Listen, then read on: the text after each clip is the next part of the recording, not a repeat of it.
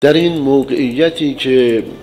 دشمن یک جنگ ترکیبی را بر ما تحمیل کرده است و مهمترین وجهه این جنگ هم جنگ شناختی است، خبرنگار و اصحاب رساله میبایست به عنوان یک مجاهد خستگی ناپذیر در این مسیر تلاش بکند و به جهاد تبیین به تعبیر مقام معظم رهبری بپردازد و بیان کند حقایق روزگار رو، واقعیت ماجرا رو، جبهه بندی حق و باطل رو و صف حق رو و جبهه حق رو و باطل رو برای مردم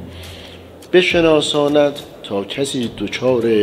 مشکل نشود و در زمین دشمن بازی نکند. رهبری معظم انقلاب اسلامی بر دین و دانش ملت تأکید می‌کنند.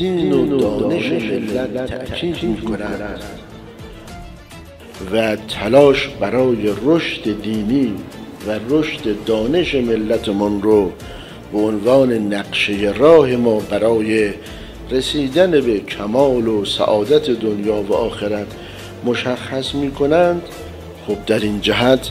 اصحاب خبر و رسانه می توانند کمک کنند فضای جامعه رو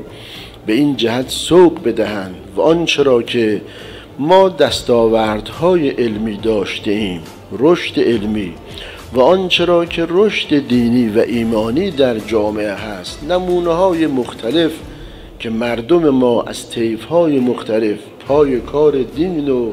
انقلاب و اسلام آمده اند، از مراسم اعتکاف و شب‌های احیاء ماه مبارک رمضان گرفته تا سایر مسائل، خب اصحاب خبر و رسانه میبایست این نمادها و مظاهر رشد ایمانی و رشد علمی ملت ما رو بیان بکنند، به رخ بکشند، نشان بدهند تا خدای ناکرده جمعی از مردم ما دچار خود تحقیری نشوند، رشد علمیمون رو، رشد ایمانیمون رو ببینند، به دچار خود کمبینی و خود تحقیری نشوند.